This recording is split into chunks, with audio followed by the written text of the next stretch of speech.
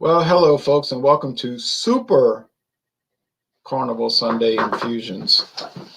And I just have a feeling down inside, oh yeah, that a lot of people are going to be joining, or a decent number of people are going to be joining. And what do I have to infuse today? Well, I have the old standby Keystone Ice, and you might say, why do you buy Keystone Ice all the time? Well, because it's $7.99 a 15-pack, and it tastes good. Keystone Ice. Is it the greatest beer in the world? No. Is it enjoyable? Yeah. Now, what I'm going to do today, on this very day, I'm here comfortable at home. They got people out on the streets. Listen to them out on the streets in New Orleans on Bourbon.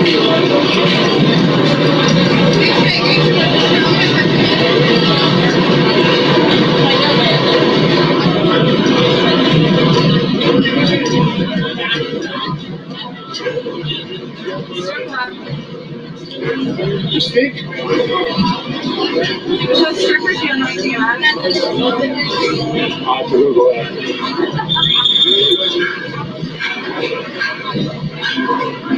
Now there they are, they're walking up the street, down the street, across the street, back across the street. And this is going to go on until February 26th at midnight. All right. I have a California cocktail sherry. Johnny Neal tried to find it. He couldn't find it. It's kind of hard to find, honestly. It's called Fairbanks Cocktail Sherry. I don't even get it in my town. I bought this in Metairie at Dorignax. It's been on the market since 1993. Now, what Robert Browning was telling me, they used to have E&J brands, Ernest and Julio Gallo, but they decided to relegate it to a separate category. They wanted to up the game on E&J, or like make it more like respectable or something. I don't know. So he said they came out with Fairbanks to take its place. Okay. Now we got Super Carnival Johnny over here joining. Could be some more people. I was just talking about the one you couldn't find, and I can't even get it in my town, so don't feel too bad. I mean, I bought it at one store in Metairie, Louisiana, and I haven't really seen it around a lot. It's around, but it's not too common. I got it a whole liter and a half for $8.99, and that's not a bad deal. No, that's a pretty dang good deal, yeah. And 17% alcohol, so you got to kind of watch it. So what do you have? All right, I'm going to go simple with this. I've got some Lord Calvert. Oh. And Miller High Life. So Canadian whiskey is pretty, I don't want to say bland, but pretty basic. It's not anything super bold about it. It might. So I'm hoping that it doesn't really, I'm hoping it doesn't interfere with the beer too much. Now, kind of hoping. Yeah, and you and I kind of disagree a little bit, because I really like Canadian whiskey, and you're not too thrilled with it. No, that's not true. I mean, I don't like cheap Canadian whiskey so much. I like the Canadian Club Classic 12, like some of the higher end stuff, but the cheaper ones like this, where they have that almond extract type thing and they're a little bit more spirit driven, not a big fan. So I figured this would be a good addition to a classic beer like Miller High Life. It might, you know, it might not necessarily make this bring out the Lord Calvert anymore, but the beer will improve upon the whiskey. Okay. So, all right, fair enough. Fair enough. I don't know. I mean, I do like Lord Calvert. I'm not trying to say it's a bad product. It's just not really my thing. These cheap Canadian whiskeys are, for the most part, they're good, but people are using them for mixers, cocktails, what have you. So what better way than to mix it with a beer, right? I mean, you don't have to explain. You don't have to explain. My channel is sort of eccentric anyway. Eccentric. I mean, but in a way that's good, because how many channels are y'all going to see? James Fox Canadian Blended Whiskey. You know how many? Okay. Oh, there's legendary Ronnie Boy. Stay gold, Ronnie boy. Now he's got an infusion. And I don't know what it is. I'll tell you right now. So I'm infusing the Pinot Noir Underwood, Wood. 13%. There's also one Underwood chopped ham you can get in a can. Okay. With this beer, Labatt Blue. I've never seen Labatt Blue in cans. Oh yeah, we got them here. So it says established 1847. Yep, that's right. It's imported because it's from Canada. And it's a very 4.7%. That's a very interesting product. It has a unique flavor. Now I know the Long Island, or actually the New York Islanders, is the hockey team that most Long Islanders go for. And I think Labatt Blue actually is a big sponsor of that team. I'll be right back. Because a lot of, I mean, kind of goes hand in hand. A lot of Canadian players are in the NHL, and hockey is very big in Canada. Right. I don't think I've ever tried Labatt Blue. Now, have you, John? Yeah, I've had Labatt Blue. The one that I'd really like to try is the Labatt Ice, and I cannot get that one. But yeah, I have had Labatt Blue, yeah. So I'm going to do the wine first. Okay. Put it. So, you've had Labatt Blue before, LRB? No, I haven't. I'm pretty sure I haven't. It's a weird yeasty flavor, but once you get used to it, you kind of like it. So first time is going to be in an infusion. Yeah, the company is old, but the beer itself is from 1951. In fact. Oh, okay. It was called Labatt Pilsner, and what happened was a lot of people at the Winnipeg Blue Bombers games drank it. And they were like a sponsor of the Blue Bombers. Yeah, that's what I was saying while you walked away. It's a sponsor of the New York Islanders hockey team. I heard that actually, and they had such a close association with the Winnipeg Blue Bombers that they changed the name of the beer to Blue. Imagine that. What was it called before that? Labatt Pilsner. Oh, that is interesting. Yeah. Now I poured too much. Sorry. It doesn't look like that much. It's 17%. I know, but this ain't the first drink of the day either. All right. What is that? That's the Fairbanks Cocktail Sherry from California. Oh, Jägermeister. Drinking Sierra Nevada Torpedo Extra. Oh, yeah, that's a great deal. $15.99 for a fresh 12-pack. That's a good deal. That's a good deal. That's good. That's a great deal. Yeah, it's pretty good, right? That's a real good deal. So here's my cocktail sherry. It's golden, straw, and then the beer is too.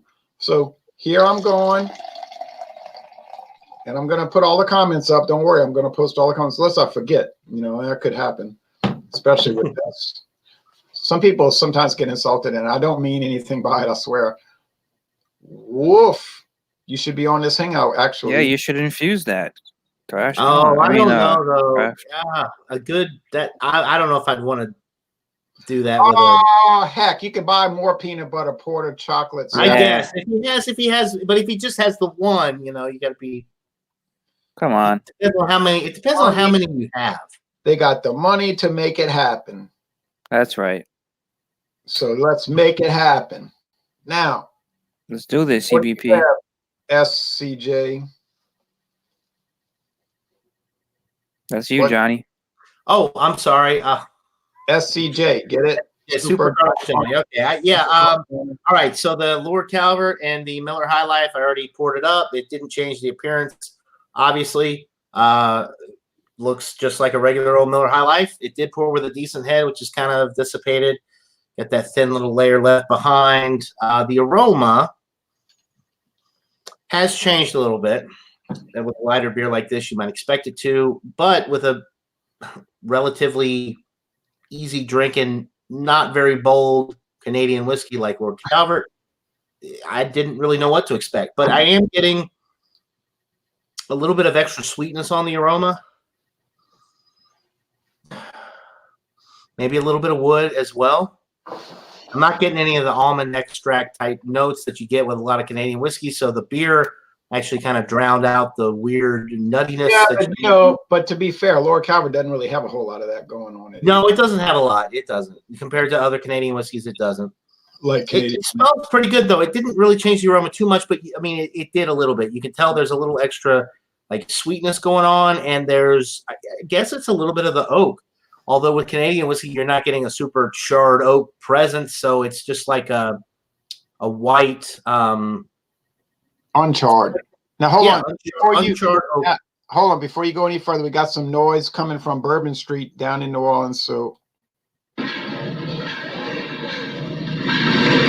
Tell them to keep it down, Ron. Better music than this bands.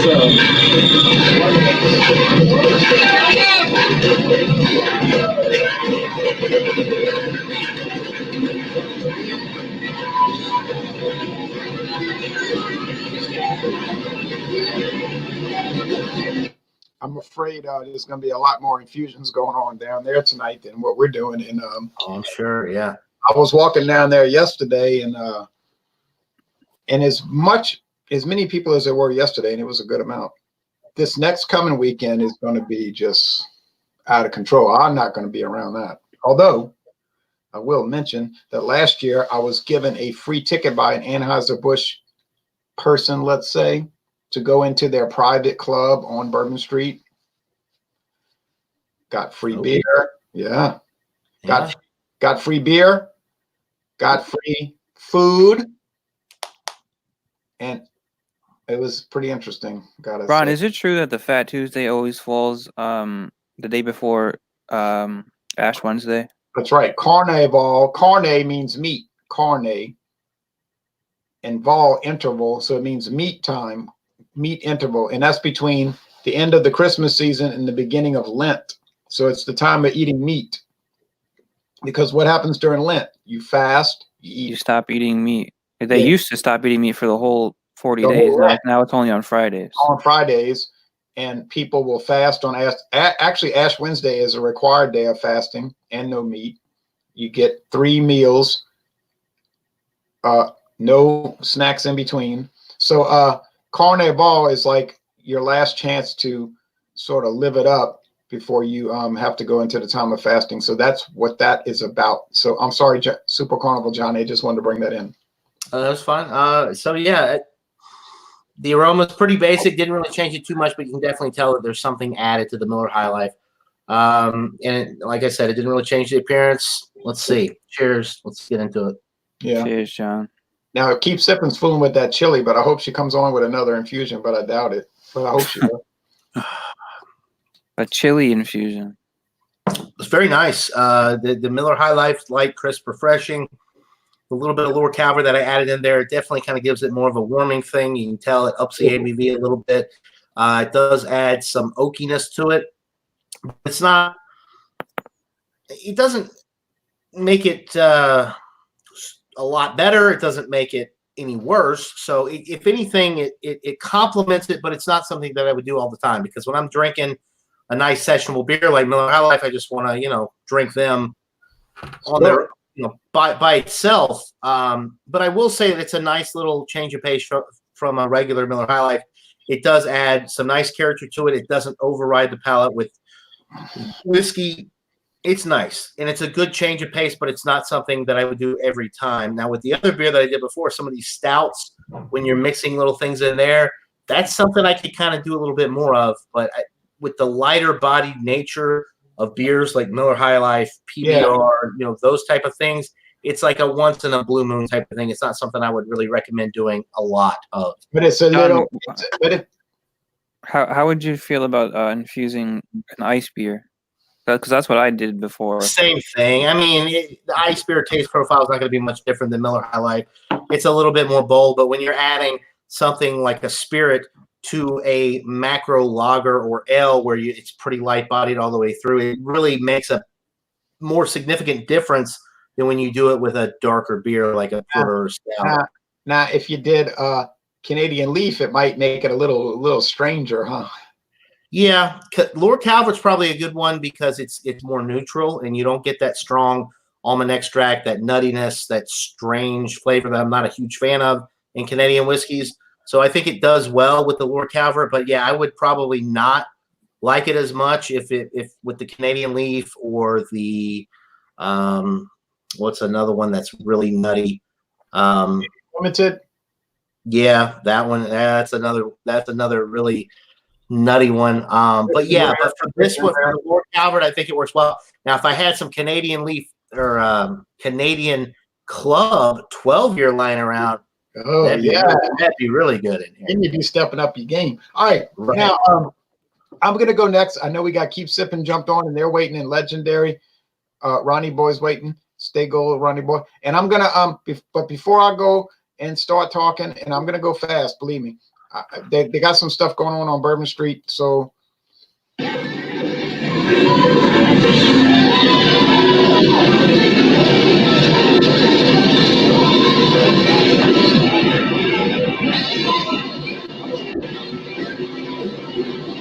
I think it's a party going on down there. All right, now, yeah, no joke, but I'm glad I'm not there. I'm actually glad I'm not there. Okay. But Mardi Gras Day. All right, but that's another day. All right, free beads. Yeah, well, they're not free. All right, well, they're kind of, well, that depends on the situation at hand. All right.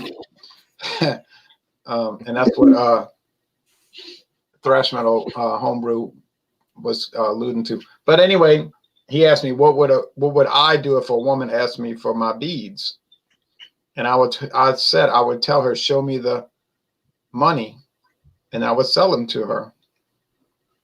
Free enterprise, you know. You want to buy worthless beads? Go ahead.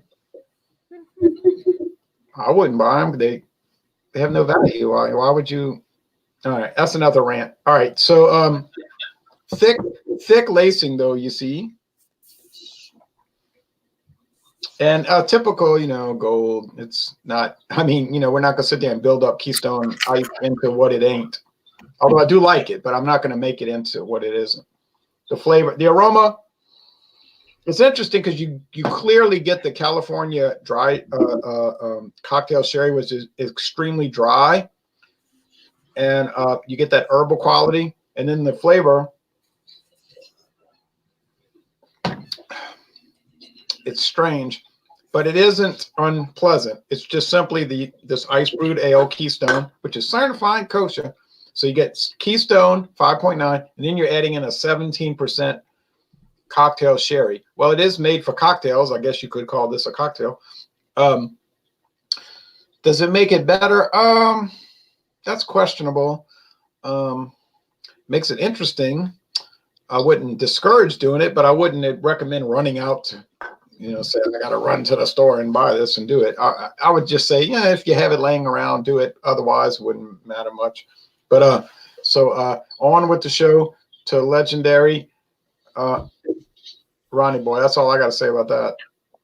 Okay, so I poured mine already. You can see that the wine takes over the color. So basically a light or a dark red kind of. Yeah, almost like a pink or Yeah, or kind of a pinkish. plum. Right. What beer did you start with? All right, I'll show you guys again. So I started with the Labatt Blue. Oh, okay. From Canada. So that's a pretty. I guess it's a 4.7%. It's kind of a lightish beer, like John has. And I infuse it with the Pinot Noir Underwood wine. So it's a red wine. And I mean, it smells like wine. Smells like the wine smell. So the wine basically took over the color. It took over the smell.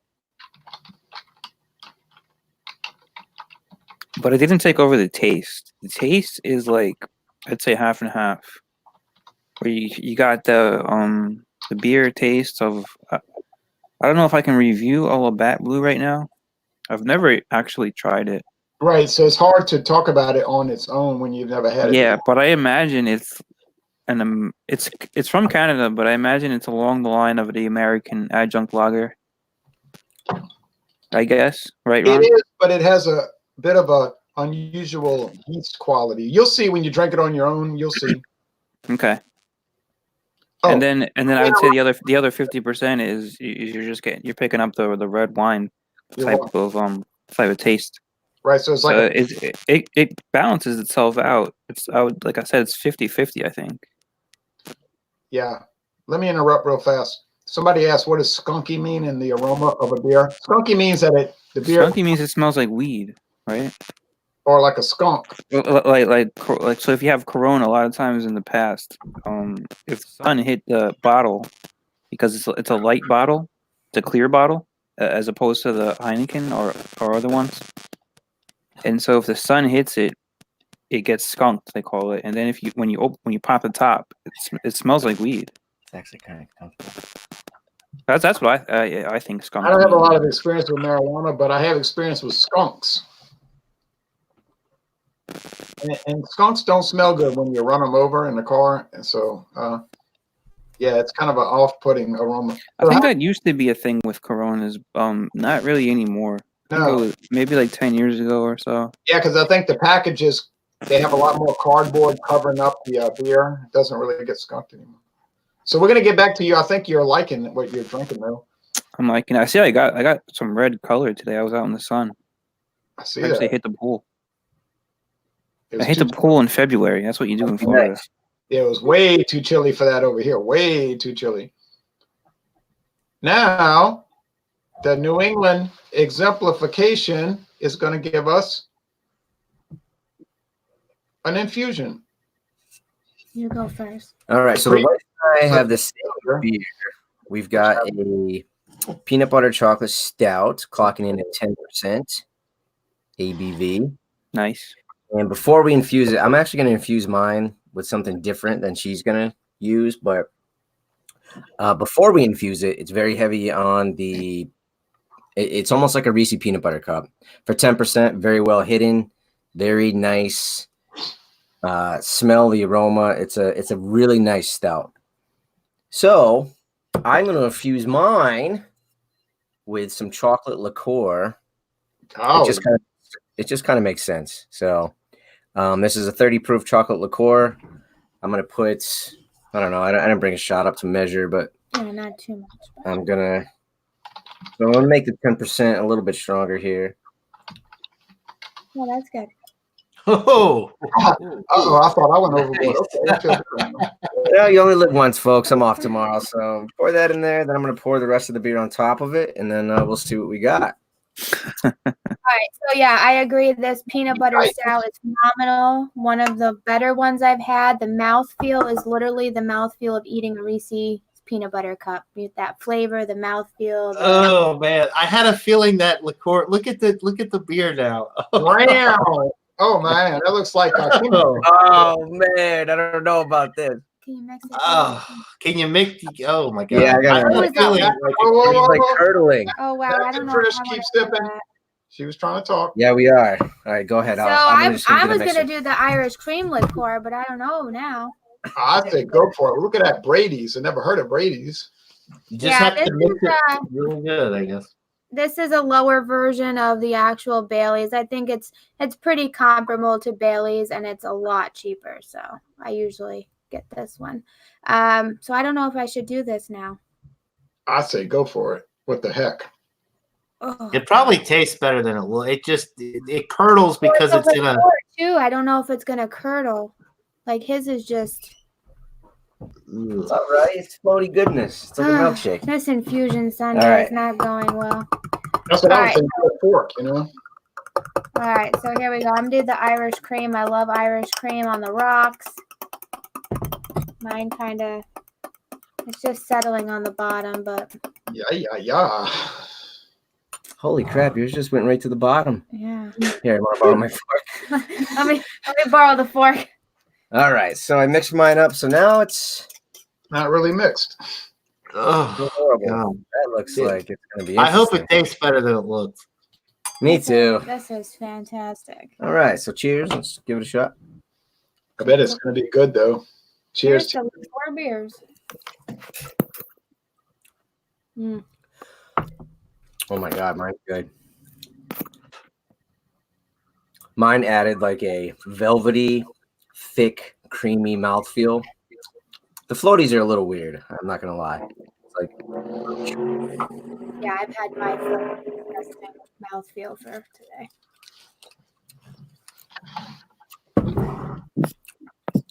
not bad. It did definitely cut my peanut butter. Yeah, Way don't down. say too much because they're gonna go back around. Oh, sorry, it's my first time. But yeah, I don't know. We'll This just is have- CBP's first time on Infusion Sunday. yeah. That's right. Hello, and welcome, craft beer pours to Infusion Sunday. Thank you. Glad to be here. So I mean, Trish the flavor is is there, not but too convinced. well, I'm a mouthfeel person. Like if it just grosses me out, like it's just chunks. Like look at that. Yeah, it's not appealing. The flavor, I mean, it definitely added a little bit, but to sit here and enjoy this, no, Is it as bad as the castor oil one? no, not at all. It's tasty, but the mouth feels messing with you mentally. So Keep Sipping is not doing too well For the today. rest of my can in my Well, you only live once. We can get more of these cans, so Unless you watch James Bond and then you only live twice. All right. right. Check Or out if you're a this cat and you by the have way. 9 lives. Real quick right. shout out to the can art. So this is a peanut butter stout. So I think that's They're chilling on the beach there. That's nice. Oh, look at that. Somebody needs to get into some exercise regimen. But well, okay. Now let's wrap it up because they got a lot of exciting things coming up later tonight, of which I'm not going to be a part of due to having to go to work the next day. Thank you. Mhm. All right. You don't celebrate President's Day, Ron? No, I did not. I don't celebrate it either. I never get to celebrate Martin Luther King Day or President's Day. Because I celebrate them while I'm working. I work in public accounting and they do not give you those days off. Yeah, I don't celebrate Empire Day either, but wink, wink. All right. Trish didn't like that. All right. No, I'm just being a cad, you know. I'm just feeding into Ronnie's anti-war You're not feeding into me. No, man. sentiment. I'll feed into your stuff, but We feed into each other, you know. Oh well, what can I say? Oh yeah, tapioca pudding. Yes. that's what I Yes, exactly. Tapioca. That sounds pretty good. No, like the mouthfeel, like those the little mouth geel. almost like a bubble tea. Well, you know how it doesn't always work out when you type things. No, but all kidding aside, okay, all kidding aside, just I got to say to Ronnie. All right. Anti-war forever, peace forever. All right. Anyway, all right. Ron Paul forever. All right. Anyway, all right. All right. Sorry. All right. Well, I think it was appropriate actually. We were speaking about the Daytona 500 and the Trump Right. smoke. I guess it was. Did it have to do because it was the day before President's Day? Maybe. Kill. I mean, that's not controversial to say. It's just an observation. I was just being dramatic. All right. Okay. All kidding aside, because I really don't believe in kidding around, as people well know. All serious. As a comedian, in all seriousness, I think. Hold on a second. I think this is sort of like a draw. Like, I mean, if you have some bizarre reason that you want to add, That's smart. What? Oh, sorry. I was wondering what you said. If you have a reason that you want to add cocktail sherry to a beer, I don't know why you would want to, but it is Super Carnival Infusion Sunday. It adds herbal quality, but kind of like the previous video, is sort of like just cocktail sherry mixed with beer. It's sort of like I think John and Neely was saying was that you saying, or was it Ronnie saying it wasn't like an enhancement? It was just like neutral, like side to side. I think John might have said that. Yeah, John was saying that. It's just like it's not bad, but it's not like something you need to do. Like you're not going to go tell people, oh man, you need to get cocktail sherry and mix it with beer. No, that's not going to happen. So it's But not it's not a bad idea, right? It's not a bad idea. It's not a failure, but it's just a draw. Like it doesn't need to happen, but if it happens, it's fine. If it doesn't happen, that's fine too. That's what we mean, like totally in between. So I'm going to stop talking for a second. I'm going to turn it over to Ronnie Boy. First, somebody has something to say. So I'm just finishing mine up. okay, I'll be right back to you. I just somebody's got something to say. So Sure, it's fine.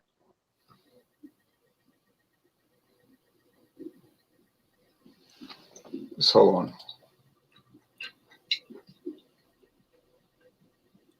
Oh wait, we got a little technical issue here. Sorry about that. Sorry for the delay. We'll be right Now.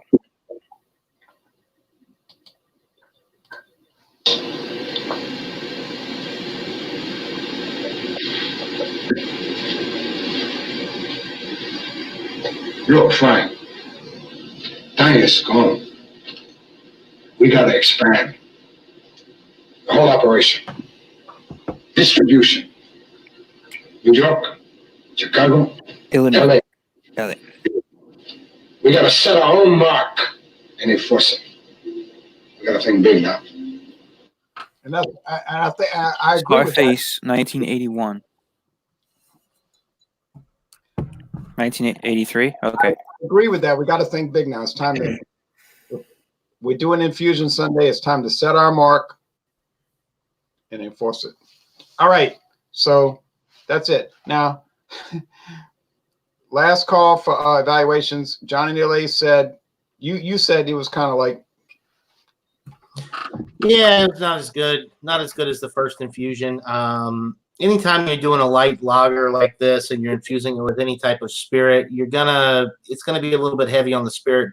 I mean, you could put a really small amount, I suppose, but if you're doing like a normal rate, like even a half shot with a 12-ounce beer, you're gonna notice it because the beer doesn't have the body to really mask the flavor of the spirit, and some people might find that unpleasant because. That's how mine is. I don't find it unpleasant, I'm not saying but that's how mine turned out. But it's just one of those things. Like I said earlier, it's like, it's okay. I would not do this very much because the Miller High Life is a great, light, easy, refreshing lager, all on its own. So I'd probably rather just stick with it like that. And if I want to do a shot, I'll do a shot separately. But it's not a bad experience. It's just not something that's really rocking my socks either. Fair enough. Fair enough. That's what I said. So now, what do you say, Ronnie Boy?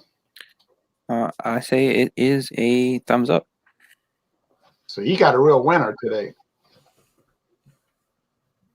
It looks good. Yeah, it completely changed the appearance of the beer. It looks like That's some good head on that. wine spritzer. Mm-hmm. Oh yeah, that is like a very lively head. Time to end the infusion revolution.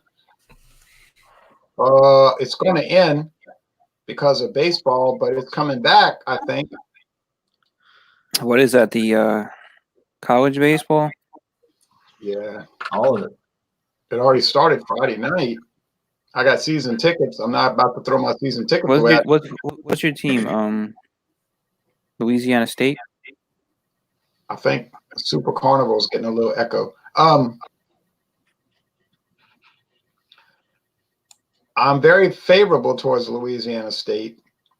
I was born in that city, Baton Rouge, but I actually graduated from Southeastern Louisiana University, so I have season tickets for them. Now, they play Louisiana State every year, but they almost never win. They can hardly ever beat them. Maybe they'll beat them once out of every 10 contests, but oh well. Smaller school, oh well, no big deal. Mm-hmm. Now, here's an interesting comment. Too many infusions and I'll end up naked in the backyard. Why not the front yard? Well, yeah, some control. Too many eyes on the front yard. Too many people watching, right? So we got a draw, a winner. Then you got the peeping toms that they can look into the Oh, yeah, backyard. they're really weird. You get a lot of them on the internet. Now, before we go to our New England people, we got some last words from Florida. Just hold on, here it comes. I love that. Let's just say, I want things to stay the way they are for now. You stole your deal with Sosa. Stole it.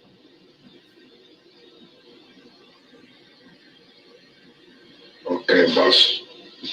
Come on. Okay, boss. I am the boss. Yeah, you're the boss. Tony, Until I kill you.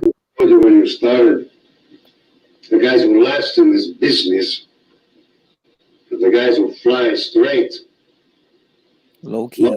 quiet, and the guys who want it all, chicas, champagne, Pizzazz. they don't last.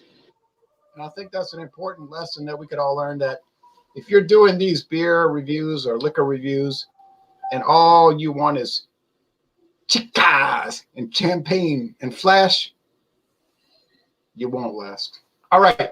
Now, Well, that's debatable. You could last a little bit. But yeah, just move on. yeah, but there'll probably be war in the streets. All right. Now, keep sipping and crap your pores. What do you have to say about your idea? I think that it sounded Irish cream with a peanut butter stout sounded pretty damn good, but it was a fail. The appearance, the flavor's not there. It's just not.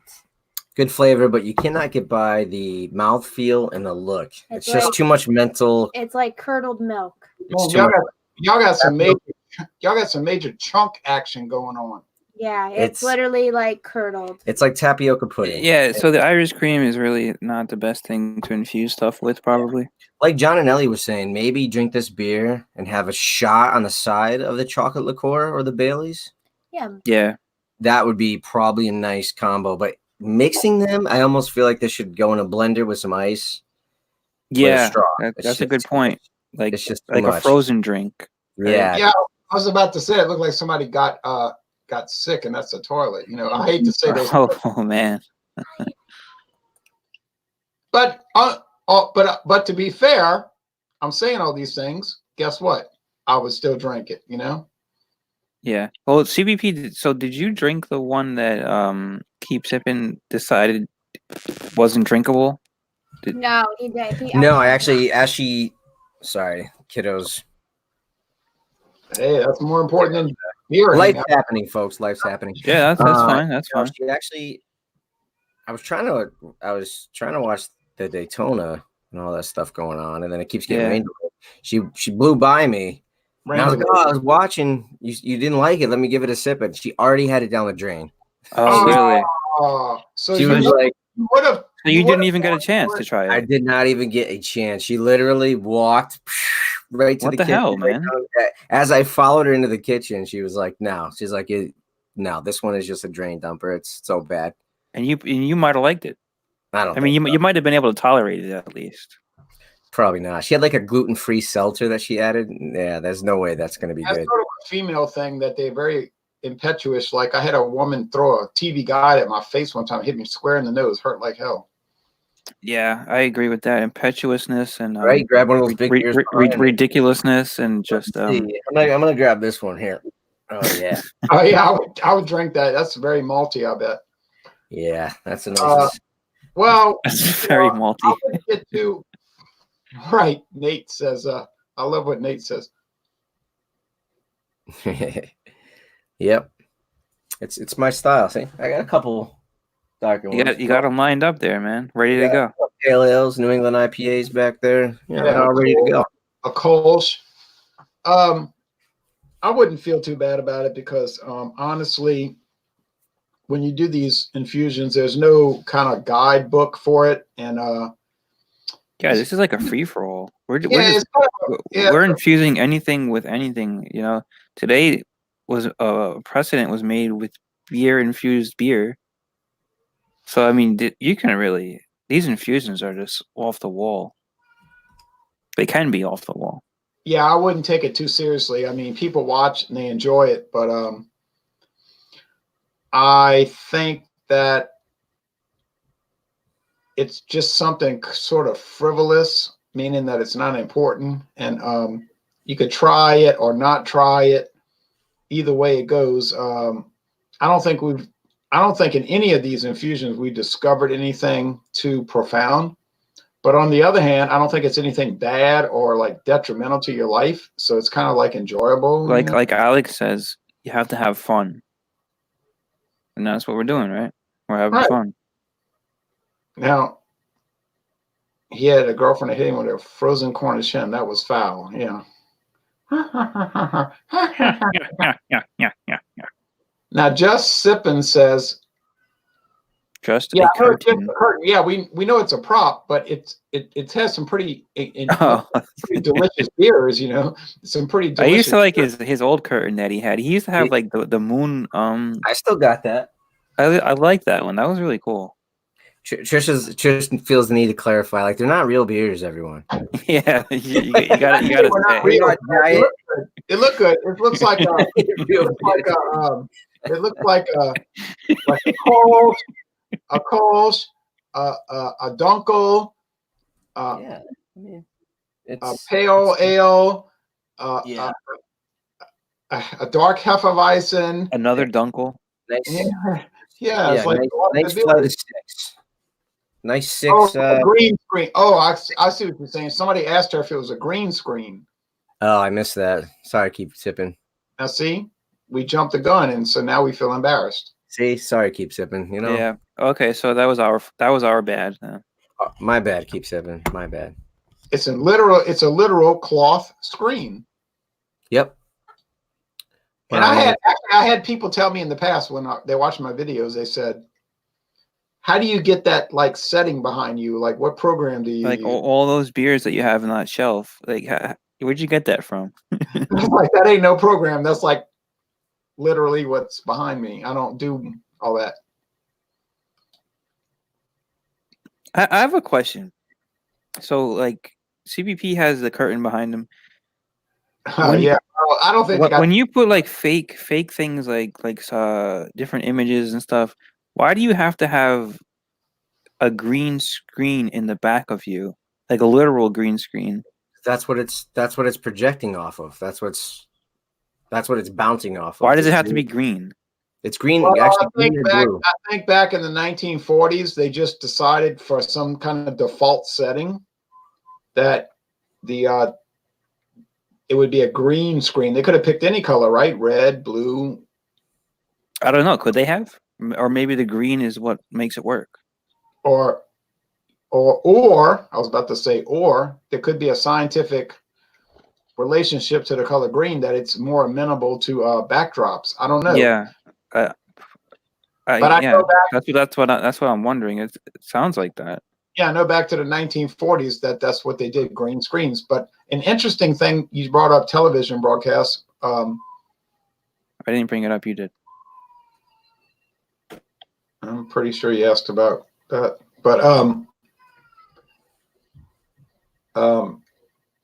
back in the 1940s, after World War II, there was an idea they wanted to bring in television, right? Chroma key, right? Chroma key. So they wanted to have television, and it was going to be a big thing. It was supposed to start in 1940, right? I think television was first invented in like 1928 or 9. Right. No, it was in the 20s. Right. But then there was some delays, and then they were supposed to start in 1941, but World War II, that's another discussion you and I could have for 10 hours. You mess everything up. Right. So push everything back. Yeah, put everything back 5 years. So 1946, they said, all right, we want to have television. We're going to go national with it, right? Well, they had the technology at the time. The technology was in place to have color television. They were going to have literally color television. Really, in the 40s? 1946. One problem. Although the technology existed, it was problematic because they used what they call color wheels, which was like these devices that spun around like Uh-huh. and shot out the green, red, and blue. You know, that's the three colors of television: red, green, and blue. Okay. In real color, in the real world, the three primary colors are red, green, and yellow. But that's television is different. So they had this contraption that would spin. Well, CBS and other people looked at it and they said, nah. NBC. Yeah, they said these things are going to break. They're going to break a lot. You know, it's turning. It's going to malfunction, and they're going to have to. So was it going too fast? It's just they could just see it was going to screw up. You know, so they said, well, hell, let's just do black and white, which doesn't require any kind of like special additive technology. And then And people would accept it because they weren't used to color yet. They didn't know what color was. they'll accept it because there's nothing else anyway. Yeah, yeah. So, and they had watched black and white movies, for instance. So when television came online in 1946, nationwide, it was black and white. Now, you can imagine, just like with internet technology, they immediately started researching it. Everybody was researching how to do color TV, right? Bam, bam, bam, bam, bam. So by 1956, these companies had invented what they call a color gun. A color gun, which wasn't spinning. It was like this thing, like when I'm pointing, like see me pointing? Okay. It was like this contraption that pointed rays of light into the picture tube, red, green, and blue. Yeah. And that would convert it into. So is that why they used the green screen? Because that was easier to point off of? Well, I don't know about that. But what they did was when they came out with the color gun, and these could be installed in televisions, and then the camera would pick it up. That worked. So then they looked at it and they said, it works. It's not perfect. You know, even today, 2020, the color we're looking at on the internet is not actually always correct. You know, like it's a reproduction of the real. Yeah, sure. So what happened was when they came out with color guns, that's when CBS said, we got it. We can do this. It's feasible. So in 1956, they started color television broadcasts of the NFL, and it's been broadcast in color ever since. Now, of course, in 1956, 95% of people watching television. People didn't have color TV, so you had to actually buy the color TV to get the color image. They only sold black and white TVs at the time, right? Right, you could watch it in black and white, but if you had a color television, you could bring it in color. And my grandfather bought his first color television in 1967. I think they didn't become popular until like the early to mid 70s. Color TVs. Right, and if you get on YouTube, you can look up probably 1,000 videos from the 1970s, from news reports, live concerts that are in black and white. Yeah. But it took a good 20 years or more to go into full color, and I think Australia didn't go to full color till the 80s. But and these TVs that they were buying back in the 70s, these color TVs, would cost like $1,000 or thousands of dollars. Incredible amount. And when today we have a 65-inch flat screen, you know, HD TV, and we're getting it for like $400. Yeah, when I was a child, say 4 years old, to buy a color television, it was a big deal.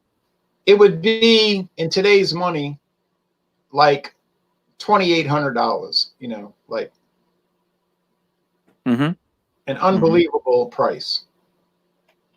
So yeah. And I can remember when they would come on with the Peacock and say this broadcast is in living color, you know. Yeah, I've seen, like, you see those things from like what the shows they used to put on Nick at Night, like those the old like shows from the 70s and the like I Dream of Jeannie and stuff like that. And you can see in those shows, even when it converts to color, like, so they started out in black and white, and then they eventually became color shows.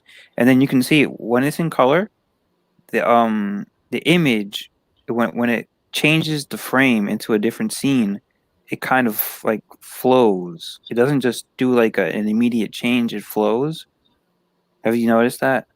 Yeah, and I know John and Neil and Keep Sipping and Craft Beer is like, oh my Lord, here we go now. We're gonna get off. I promise we're gonna get off. I think they're already gone. Keep Trish said she had to still CBP for dinner, so I think. Yeah, we get into all these technical conversations, and I can understand that. But yeah, old TVs would give you a hernia. They weighed hundreds of pounds. But what we're going to end this thing by saying the infusions are fine. They don't mean much. Believe me, they don't mean much. Secondly, if you want to really look at a deep investigation of color television, look up on YouTube NBC. Just type in, like, let's say NBC Color TV 1958. And there was a live broadcast from 1958 where the president of the United States went to NBC studios in Burbank, California. Eisenhower. And they introduced two things: color television technology that was feasible. But remember, they had it in the 1940s, but they didn't feel like it was going to work so well. And secondly, they introduced to him videotape. Oh. Videotape. And he was amazed. Like, you see the president of the United States, he can't believe it. Like, he's never heard of color television. And yeah, he was amazed that they could record a show and immediately play it back. Well, I mean, it is amazing. It was amazing in the 80s and in the 90s. We take it for granted now, but it is pretty amazing. Right. So they tell the president, we can record this show on this magnetic tape. We can rewind the tape and immediately play it back to you in color. And he was just like he was like, I can't believe it. Like, it's magic, you know? And so they said, no, we've been developing this for years with a company called Ampex, and which is still in business, by the way. So it's a fascinating video to watch. It's about an hour long, but they build up to the climax, and they say now. And the guy that does the video is still alive. His father started NBC, David Sarnoff. This is the young guy who's old now. He was like 29 years old then. And if you watch him, he's so nervous. He's like sweat rolling down his face, you know? Yeah. That's how Nixon was in the first televised presidential debate. Right. So they say now the president is going to press this button, and television is going to convert from black and white to color. And so then, you know, they press the button and woof, it's all in color, you know. And it's amazing to watch. I would recommend everybody watch that. It'd be a lot more exciting to watch in my beer taste challenges or infusions. Maybe you can post the link somewhere. Like you can post it in the description of this video, and maybe you can post it also in the Hangout thing, the Google Hangouts. Yeah, but I mean, anybody can just type in Color TV 1958 NBC. It's going to come up. I mean, it's there. I mean, it's going to be there. You're not going to get it confused. It's amazing, though, because I can remember, and my father talks about this, he was at the right time, you know, that so many television shows, even as a child, when I was a child, you didn't think about it. Like, there would be so many news broadcasts that would be in black and white.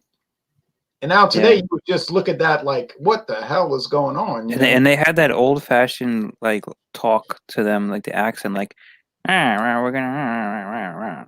That was a thing of the time. Right. If you watch, I mean, it's unbelievable. You can look up Nixon resigns 1974, and they it's probably less so in the 70s, but in the 40s through the 60s, I think they had that strong accent. It wasn't. It was like a news accent that they used. Oh no, it's very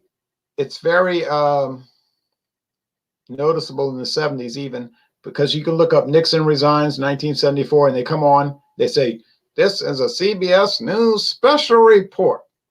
Yeah. President Yeah. Nixon. I think probably by the 80s that wasn't really there anymore. But it was starting to fade out. But you look at that, they're saying, live from Washington, D.C., President Nixon is coming to you from the White House today. Even the sports announcers were like that in the 70s. The famous broadcast from Yankee Stadium that the Bronx was burning and all that stuff. They had that kind of accent. Right. Even their cadence was what you're talking about. Yeah, I guess the cadence. It's not really guys, I'm sorry. I have got to go. I've got like 20 minutes to make my work calls for tomorrow, and then I'm doing my Stout Sunday evening edition at 7. I've got to go. Okay, we went off on a tangent. Yeah. Hey, sorry to hold you up. No, it's okay. I enjoyed it. I would stay on, but I've got a very limited window. I got to make these calls. So I understand. All right. I appreciate it, Ron. Thanks for having me, and y'all keep the conversation going. It's enjoyable. I gotta come on down to southeastern Georgia. All right. See y'all later. Yeah, I'm about to get off. But like you're saying, we understand. They got a bunch of stuff lined up. And, yeah, well, actually, I plan on joining the Stout Sunday evening edition. Okay, but that's supposed to be at 7 o'clock, so we got time. Yeah, I could actually join that because I have a stout. But I have a stout too. I have this Guinness. I bought a 4-pack. Yeah, I'm not going to join it though. But I can remember they were saying I can just remember this so clearly. I'm sorry to get off on a tangent, y'all, but when legendary Ronnie Boy brings up these things, it just brings back so many memories of, like, at the time you didn't think about it, but now you think about it. Like they say, dun, dun, dun, dun, dun, dun, dun, dun, Monday Night Football. Here we are live from. Now, Monday Night Football didn't start until like the early 80s, right? No, Monday Night Football started in 1970. Oh, okay. And I can just remember laying in the bed when my father, he'd be laying in the bed watching it, and they would come on, dun, dun, dun, dun, ABC's Monday Night Football. I can just remember, I swear I can remember it like I heard it yesterday. And they would come on, and I'm 3 or 4 years old, but they would come on. Dun, dun, dun, dun. Here we are, folks, live from Yankee Stadium. We're live from Yankee Stadium. We're live from Yankee Stadium in the Bronx, New York. Tonight on Monday Night Football, we have. So now, Ron, now that we're free, nobody else is around here. From what I heard, they used that fake accent because they wanted to portray the news around the whole country as being the same type of voice. So they didn't want to use like regional dialects. So if you had a New York dialect or a Southern dialect or somewhere from the West Coast or Midwest or something, they wanted to use the same dialect for everybody. So it's actually called the news dialect. Yeah, it's like standard American dialect. So when not really standard American, because normal Americans don't talk like that. Right. It was a journalism dialect that they used. Right, but that's what they called it, standard American. But it was like, and then they would say, but you're right. And then they would say, oh yeah, right. But they would say, I can just remember laying in bed and they would say, tonight on Monday Night Football from St. Louis, the St. Louis Cardinals. Now the St. Louis Cardinals come into this game tonight. Yeah. 6-win, 4-loss record. They would talk really quickly and like go over it. They don't talk like that anymore. Right. Well, it's probably for the better. Nobody in real life talks like that. Nobody in real life talks like that. It's not a real thing. The St. Louis Cardinals come into this game tonight with a 6-win, 4-loss record. Yeah. The head coach, Bud Wilkinson, is concerned. Is his offensive line adequate to defend against the team? The defender, the Los Angeles Rams. The defender. Huh? The defender. The Los Angeles Rams are here with a 7-win, 3-loss record. Their head coach, who is a veteran of the All-America Football Conference, as the viewers will well remember, which was an alternative to the NFL in the late 1940s. Frank Yeah, McKinsey. and they would give you some knowledgeable things too. But they just said it in a silly way. Right, and like this strange like cadence.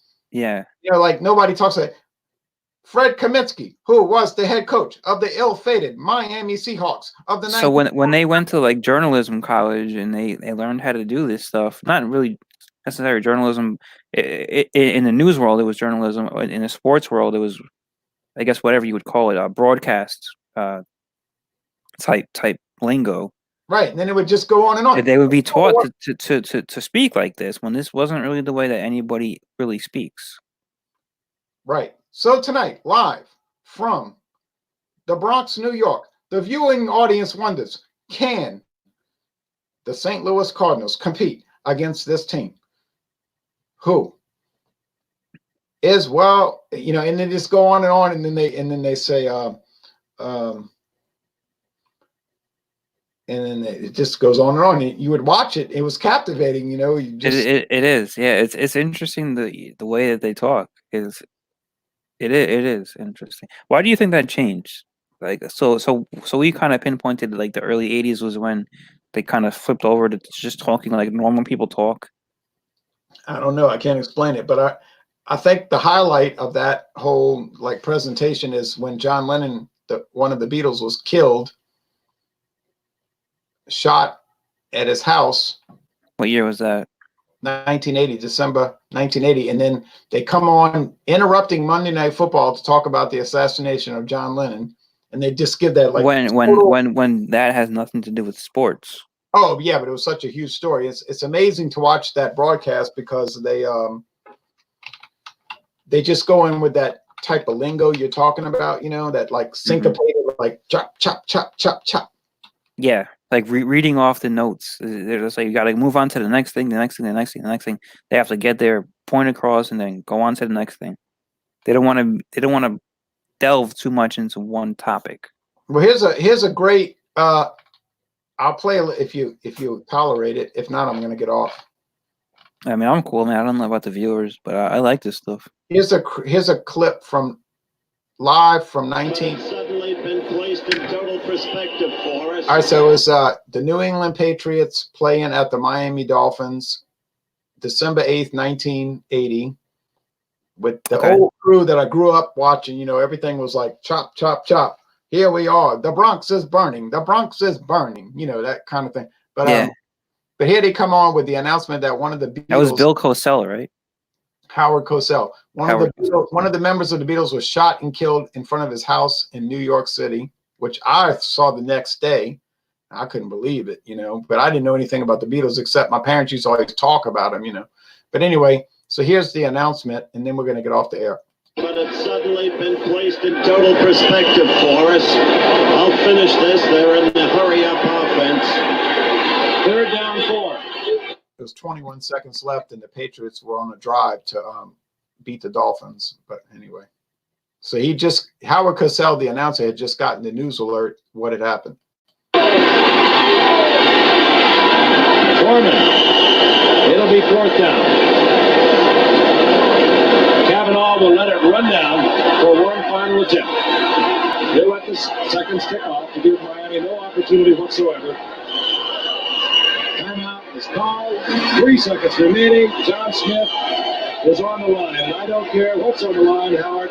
You have got to say what we know to do. Yes, we have to say it. Remember, this is just a football game, no matter who wins or loses. An unspeakable tragedy confirmed to us by ABC News in New York City. John Lennon, outside of his apartment building on the west side of New York City, the most famous perhaps of all of the Beatles, shot twice in the back, rushed to Roosevelt Hospital, dead on arrival. Hard to go back to the game after that news flash, which in duty bound we had to do. Frank? Indeed it is. So Howard Cosell, you can hear that he has the New York accent of the time, but you can also hear that he's using that that way of talk, the broadcasting way of talk of. He's not talking like a guy from Brooklyn on the street. He's talking like man. He's going from one thing to the other. Right. If you went to Brooklyn today, or 10 years ago, or 30 years 10 ago, years ago, yeah. or 30 years ago, and you said, "Hey, where's that grocery store located?" They wouldn't say, "Well, let me tell you where this grocery." You go down the corner, and then you're gonna take a left. They don't talk like that. That's not real.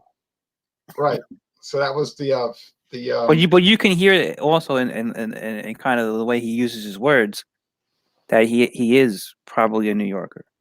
He was from New York, and I think that it did kind of help television because it made it very like it was a big deal, like even if two teams playing that weren't that good, Yeah, it would come on, on, make it seem important. Right. Tonight on Monday Night Football, we have the Miami Dolphins with a 3-10 record versus the New Orleans Saints with 1 win, 9 losses, and 1 tie. Will this game set the basis for the upcoming seasons? Like no one cares about a team. It won't, but you make it sound like it, and they do that today still, but they just don't use that type of parlance of talk. That bravado. Yeah, but they still talk about it. I mean, they'll make you want to tune into any game, of course. Right, because who wants to watch a team with 1 win play a team with 2 wins after 14 games? Not too many people. But it's kind of like I do on this. When I do the Hangouts, I'll be like, Fandango Friday, or I'll say, Infusions. You do it as a tongue-in-cheek thing. Right, I'm not doing it in a serious way. But they were. You'll say Dawn Busters. Right, they were serious though, But I mean, it is kind of funny that a person would think that pouring liquor into beer would be important. It's enjoyable. I don't think anybody thinks it's important. Everybody just enjoys. I mean, you do it on Sunday. Most people are off of work on Sunday. Yeah. So everybody's just hanging out, having a good time, man. Right. I guess it's sort of like an oblique shot against people that are real uptight, like. I don't know who's uptight about. People are weird. They got a lot of weird people out there, like I would do infusion Sundays, but you voted for Trump. It's like, okay. That was 4 years ago. I'm not doing it again. All right. You're not going to vote for Trump again? I don't think so. But anyway, that's another story for another day. Video. It's been fun, Ron. It's been fun. I mean, I can't help it. I do kind of plant those little things in there. You pick up on that, but I don't do it in a malicious way. I don't think I do. I really do that. I think you're probably the most inclusive beer reviewer on YouTube. You invite everybody. And I'm not banging my own drum, but I do believe that's true. I do invite everybody. There's not a person I can name that does not have an open invitation. I don't care what they say. No. They're welcome to come, Okay, you got me. I do drop little oblique comments about things, but usually that's just done to kind of like spur on an idea to have a future conversation about topics which are important. Which usually take place during the Dawn Busters conversations at that time, right? You kind of notice that I embed things into those. Huh? Yeah, I can't get up that early. I try to, and I'm gonna keep trying to. I like doing the live comments, but I mean 6:30 my time, 5:30 your time. Yeah, that's a little extreme. It's a little early. Yeah, it's a little extreme, but really the whole purpose of it, in fact, is to just kind of like plant little seeds for things that could come up, and you could have discussions down the road about these things, and I don't see anything wrong with that. Ronald Sutton says, "Can you say Boilermakers?" Yeah, that's kind of like what we're doing. Boilermakers. That's like pouring liquor and beer, Oh, okay. Well, that's what we're doing.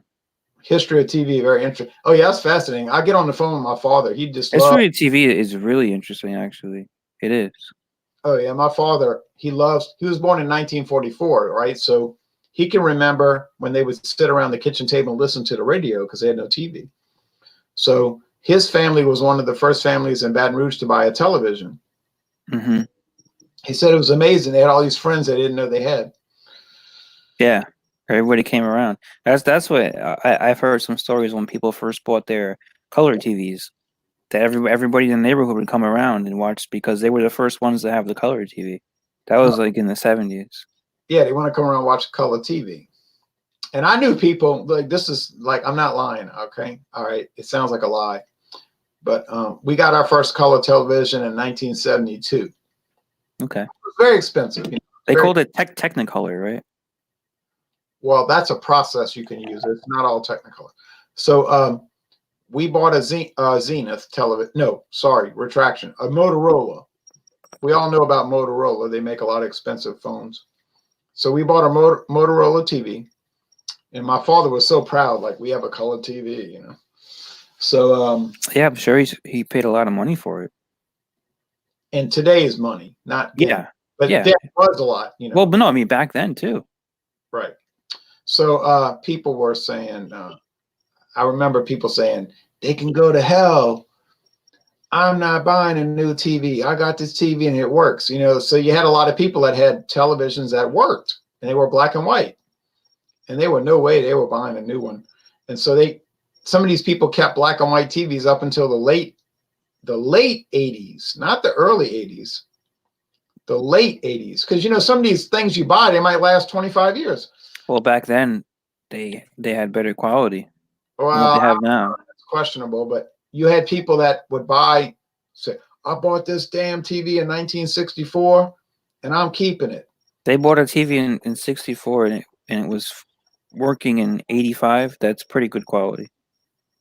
Might have been working in 89. Yeah, so I mean that's good quality. When do you have a TV that you keep for 25 plus years? Right. So they just and you gotta, and to be fair, they might have paid a lot of money for that, you know. They did pay a lot of money. They definitely did. So they were like, I bought this damn black and white TV and now they switched it to color. Right. I ain't buying it. You know, it's like this guy down the street from me, you know, he's like 90 years old. He was born in 1930, 90. All right. My grandma is 91. She was born in 1928. June of 28. People are making great comments, by the way. But this guy, he will not buy cable, you know. He's like, oh yeah. I had an antenna in 1951 when I moved here, and I'm keeping an antenna, you know. So, it's funny, not to cut you off, but from his point of view, and then you got the whole cable revolution, and then from like the point of view of modern day right now, nobody even wants to have a cable. Nobody. You can just go on and have YouTube TV, or it's called cutting the cord.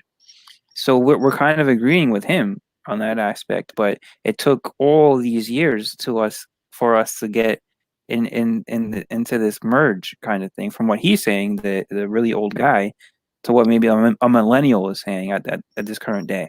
Look at Jeremy's comment. TVs now are pretty much disposable. Yeah, I guess. Yeah. Rabbit, yeah. So the rabbit ears thing, it was before everybody had cable boxes, right? But now nobody wants to have a cable box because there's no need for it. Right. So he lived. So it's like a circle. Right. So he moved to that house in like 1960, right, when he was like 31 years old. So he was like, I got my antenna and I ain't changing it. So but then of course, remember they went to digital. So he had to buy the box. Yeah, they did the digital in like 2008, right? Right. So he told me one day, he said, hey, I tell you what, that digital is pretty clear. It's really a good signal. I was like, yeah. So, but he just watches television only on what he can get for free over the airways, which is admittedly a lot of stuff, right? It is, yeah. Because you get the major networks, right? Right. They are like NBC, CBS. Are they required to give you that free of charge. Right. So he gets ABC, NBC, CBS. He gets independent television station. He probably gets about 20 channels. Which, I mean, come on. How many of us really watch TV that much anyway? We're on damn. I like to watch like the main channels, either the local stuff to hear wherever locally you are, because then you hear the local news, you hear the local weathers, things like that, and then to also watch like channel 2 through like 12, which are like on Sunday they do the Sunday morning talk shows and things like that. And you can see what these politicians and these people in the news, what they're really saying. Like I don't like to watch Fox News or CNN or any of that stuff, and not that these talk like the meet the press things are better, but you can see what the mainstream lines are that they're putting out there. And you can compare that to what other news you watch, which shouldn't be cable news, but other alternative means of news. Right. Exactly, and it'd be a very interesting comparison. It is. I watched it today, and they were pushing Amy Klobuchar as like she's going far in the race as the Democrat. Nobody wants her to go far. I mean, the Democrats look like they're all about Bernie Sanders, but the establishment Democrats are trying to keep him down. And not that I'm a Bernie Sanders fan, but it's just like it's what you can see is going on. Right, they're trying to bring in Hillary as the right wing predicted a year ago. Yeah, exactly. And Amy Klobuchar and Pete Buttigieg. I mean, these people are nobodies. Nobody is they're not gonna go anywhere. But the mainstream elitist Democrats want them to continue and go against Trump because it's interesting stuff. Yeah, you're right. To see how it happens. I can't argue with that. I cannot argue with that. All right. Well, anyway, it's been a fascinating video. We did the infusions. And then most of those people left, but that's understandable because they have another thing coming up with some various topics. And then Ronnie and I tend to get off on tangents, which are fascinating, but I think worthwhile. And so it worked out. We did all these things, which are not largely trivial, but enjoyable. What's Jeremy saying here? So just end up hanging out on YouTube and then, yeah, I mean, it's true. It's true. It's like, it's a really good point, but you can't get lost, man. You got to find something you can't just watch beer reviews all day. No, then you find out your whole life is accomplishing nothing. Exactly. You haven't accomplished anything. You just like, but Jeremy has a good point. It's like, if you're depending on what's on the cable television news, yeah, forget it. Yeah. All right. Well, thanks, folks. Been a good long video, and we had a lot of exciting stuff today. A lot of silly stuff, of course, but I think everybody knows that's how we approach it. I don't take it too seriously. But anyway, so then I'll be back Tuesday morning for Dawn Busters Taste Challenge. Dawn Busters. Yeah, and that's it. So take care, Ronnie. All right. Thank you, Ron, and thank you, viewers. Yeah, and y'all need to jump over now. Now you need to. Yeah, let's shout out John and Illy. He's got his right. He's doing his evening Stout Sunday. Right. So y'all need to jump on over to John and Illy with Stout Sunday, and they got a whole lot of people going to join that, and they're going to be drinking every kind of stout you ever thought of. There's going to be a lot. Is there a big lineup? I think there is. I'm not going to be part of it, but I think it's going to be pretty big. You could join. I was planning on joining, but I don't want to be stuck in the basement, kind of thing. Right. That's not kosher. All right. But anyway, so if you jump over right now, you can probably get in. So, all right. That's it. All right. Bye. Y'all come on down. Southeastern Louisiana, southwestern